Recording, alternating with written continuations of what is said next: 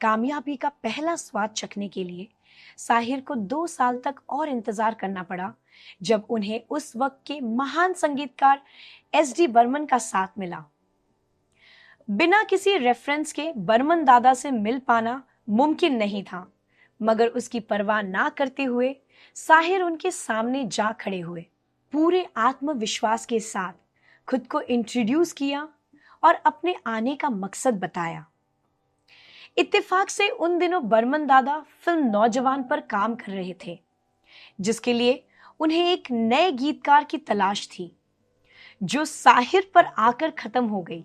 उनके कॉन्फिडेंस को देखते हुए दादा ने साहिर को हारमोनियम पर एक धुन सुनाई और बिना वक्त गवाए साहिर ने उस धुन को गीत में तब्दील कर दिया, जिसे सुनकर सिर्फ बर्मन दादा ही नहीं, हर संगीत प्रेमी झूम उठा। वो गाना था, ठंडी हवाएं लहरा के आई, रुत है जवां तुमको यहाँ कैसे बुलाई। उसी साल साहिर की एक और फिल्म रिलीज हुई, बाजी, जो बतौर डायरेक्टर गुरुदत्त की पहली फिल्म थी और म्यूजिक कंपोजर थे एस.डी. बर्मन। फिल्म के साथ साथ उसके गाने भी सुपर हिट रहे।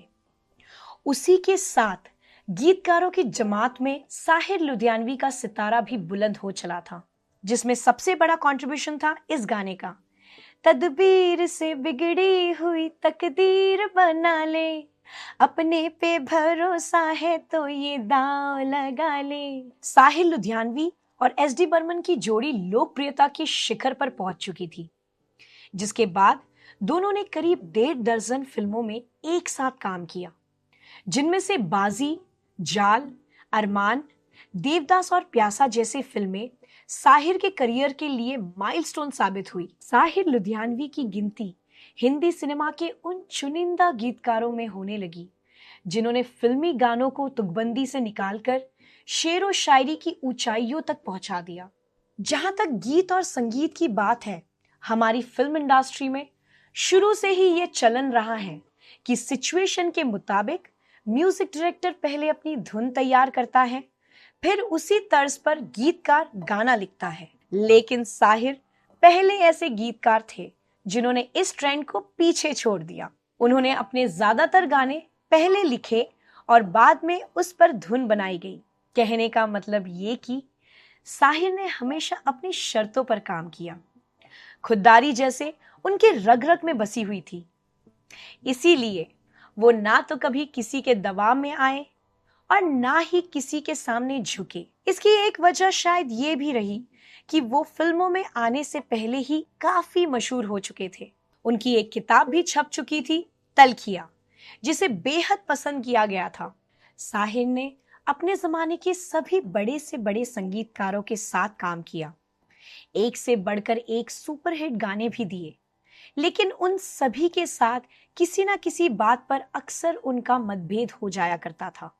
यही वजह थी कि वो नए म्यूजिक कंपोजर्स के साथ काम करना ज्यादा पसंद करते थे, जैसे कि जयदेव और एन दत्ता, जो एस.डी. बर्मन के असिस्टेंट हुआ करते थे। कभी स्पेशली एन दत्ता के साथ उन्होंने सबसे ज्यादा फिल्मों के गाने लिखे, जिनमें से कुछ खास है, साधना, धूल का फूल, दीदी, नया रास्ता, धर्मपुत्र।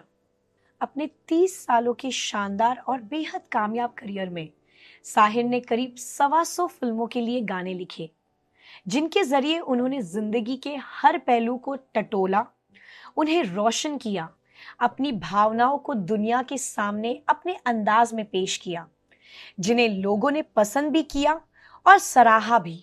इस दौरान उन्होंने उन सभी म्यूजिक डायरेक्टर्स के साथ काम किया जो सफलता की सभी सीढ़ियां पार कर चुके थे, जैसे कि एस.डी. बर्मन, एन दत्ता, रवि रोशन, खयाम और लक्ष्मीकांत प्यारेलाल।